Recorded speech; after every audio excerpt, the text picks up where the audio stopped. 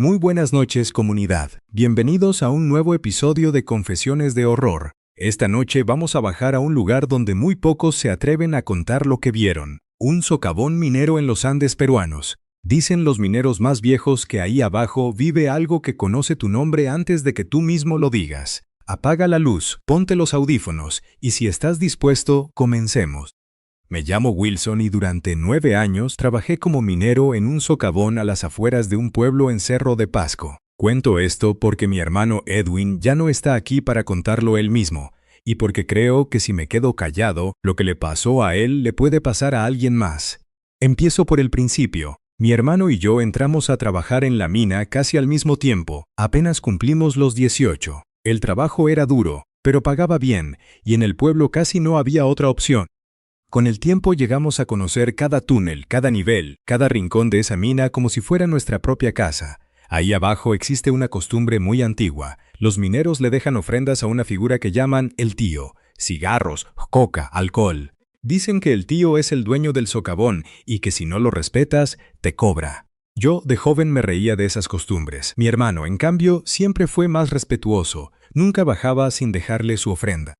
Con los años, en la mina empezó a trabajar un capataz nuevo, un hombre llamado Marcial. Desde el principio no me dio buena espina. Exigía turnos extras sin pagarlos, amenazaba con despedir a quien se quejara, y varias veces vi cómo obligaba a los mineros más jóvenes a bajar a zonas que ya estaban marcadas como peligrosas. Mi hermano tuvo un problema con él. Edwin había encontrado una veta rica en un nivel que Marcial tenía reservado, según decía, para gente de confianza. Cuando Edwin lo reportó a la empresa, Marcial se enteró y desde ese día empezó a hacerle la vida imposible. Le asignaba los turnos de la madrugada, los más peligrosos, siempre solo. Yo le insistí a mi hermano que renunciara. Él se negaba. Decía que ya había invertido demasiados años ahí y que no le iba a dar el gusto a Marcial de verlo rendirse. Una noche, Edwin llegó a la casa muy pálido.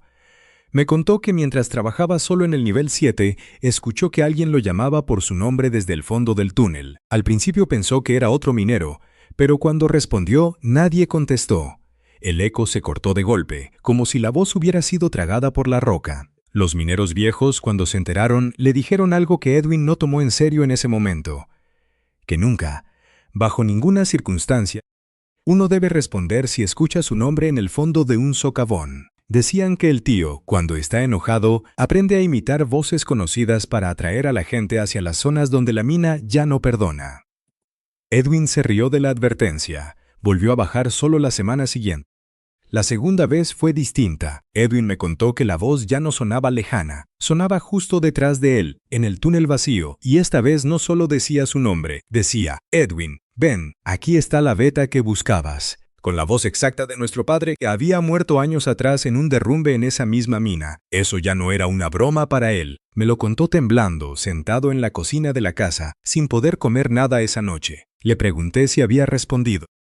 Me dijo que no, que se acordó justo a tiempo de la advertencia de los viejos y que salió corriendo del nivel 7 sin mirar atrás. Por unos días dejó de bajar solo, pero Marcial insistió en que era su turno y que si no cumplía, lo iban a despedir.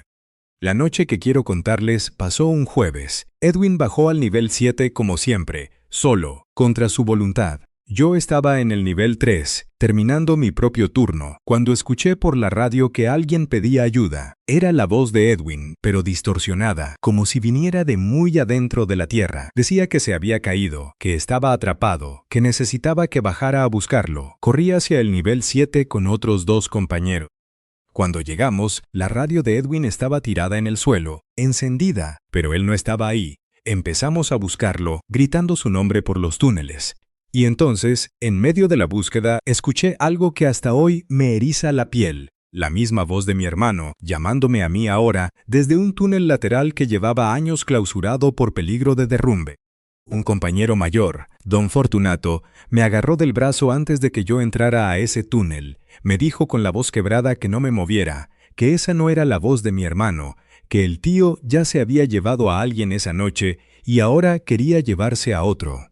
Me explicó algo que nunca había escuchado tan claro, que cuando el socavón cobra, suele hacerlo con 2 personas de la misma sangre, porque el dolor de perder a un hermano es más fuerte que el miedo.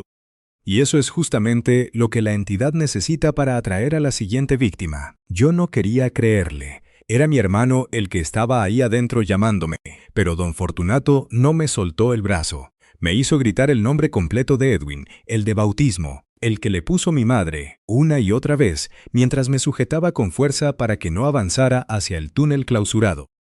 Pasaron casi 2 horas. La voz seguía llamándome, cambiando de tono, a veces suplicante, a veces con algo parecido al enojo, como si le molestara que yo no respondiera. En algún momento se escuchó un ruido profundo, como una piedra enorme moviéndose muy adentro de la tierra, y después silencio total. Fue entonces cuando otro grupo de mineros, que había bajado por una entrada distinta, encontró a Edwin. Estaba con vida, pero atrapado de verdad, en una zona distinta a la que la voz me había estado señalando. Se había caído en una grieta real, cerca del nivel 8, golpeado pero consciente. Cuando lo sacamos, Edwin no recordaba haber gritado por radio. Lo último que recordaba era estar caminando hacia el nivel 7 cuando sintió que el suelo cedía bajo sus pies. Unas semanas después de que despidieran a Marcial, decidí buscarlo. No sé bien qué esperaba conseguir con eso, pero necesitaba escuchar de su propia boca si sabía algo más de lo que había contado en la investigación de la empresa. Lo encontré en una cantina a las afueras del pueblo, bebiendo solo, mucho más flaco de lo que yo lo recordaba. Al principio no quiso hablar conmigo. Me dijo que ya no tenía nada que decir, que la empresa ya lo había castigado lo suficiente y que prefería olvidarse de todo ese asunto.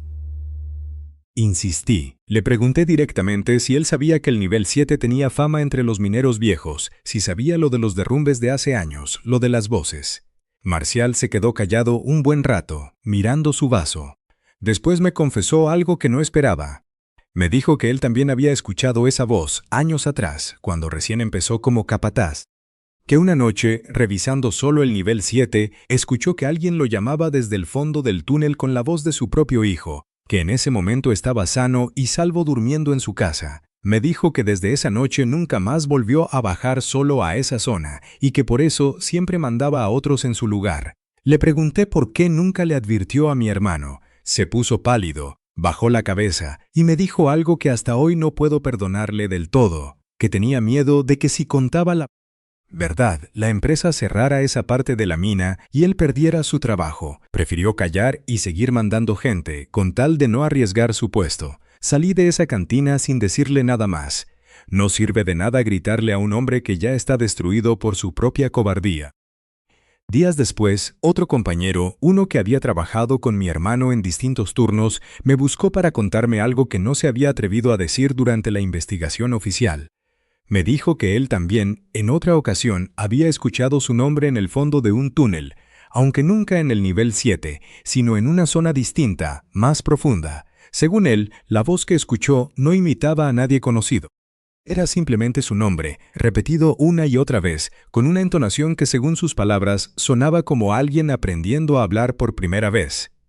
Me dijo que sintió tanto miedo que soltó la lámpara y salió corriendo sin mirar atrás, y que desde ese día siempre pide que lo acompañen, sin importar el nivel al que tenga que bajar. Le pregunté si había hablado de esto con la empresa. Me dijo que no, que temía que pensaran que estaba loco, o peor, que lo despidieran por generar pánico entre los demás trabajadores. Me hizo prometer que si yo alguna vez contaba esta historia, no mencionara su nombre. Esa conversación me confirmó algo que ya sospechaba. Lo que le pasó a mi hermano no fue un caso aislado. Llevaba años ocurriendo, en silencio, porque nadie se atrevía a hablar por miedo a perder su trabajo o a que los tacharan de supersticiosos. Pasaron casi 6 meses desde el accidente de Edwin. Yo ya había dejado la mina, pero todavía vivía en el pueblo, y una tarde tuve que volver por un trámite de mi liquidación. No pensaba acercarme al socavón, pero el camino pasaba justo al lado. Recuerdo que me detuve un momento a mirar la entrada desde la carretera. Ya no había tanto movimiento como antes. La empresa había reducido operaciones en esa zona después de la investigación por lo de Marcial. El lugar se veía más solo, más silencioso de lo que yo recordaba. Fue en ese momento, parado junto a mi carro, cuando escuché algo que me heló la sangre. Muy bajo, casi como un susurro que traía el viento, escuché mi nombre. No el apodo que usan mis amigos, no Wilson, a secas. Escuché mi nombre completo, el mismo que grité aquella noche para que Edwin no se perdiera, el que solo mi madre usaba cuando yo era niño. No me acerqué. No me bajé del carro. Simplemente encendí el motor y volví a la carretera principal sin mirar por el espejo. Desde ese día no volví a pasar cerca de esa mina, ni siquiera para hacer trámites. Prefiero dar la vuelta larga. Antes de cerrar esta historia, quiero contarles algo que mi hermano me confesó hace poco, ya con más calma, ya lejos de todo aquello.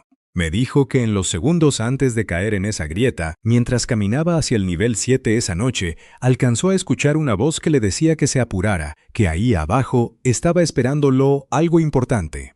Edwin nunca supo explicar bien si esa voz lo empujó de alguna manera hacia el borde, o si simplemente lo distrajo en el momento exacto en que el suelo cedió. Lo que sí me dijo, y esto se lo escuché con la voz temblando, fue que en el fondo de esa grieta, mientras esperaba que lo rescataran, sintió con total claridad que algo lo observaba desde la oscuridad, sin acercarse, sin hacer ruido, solamente esperando.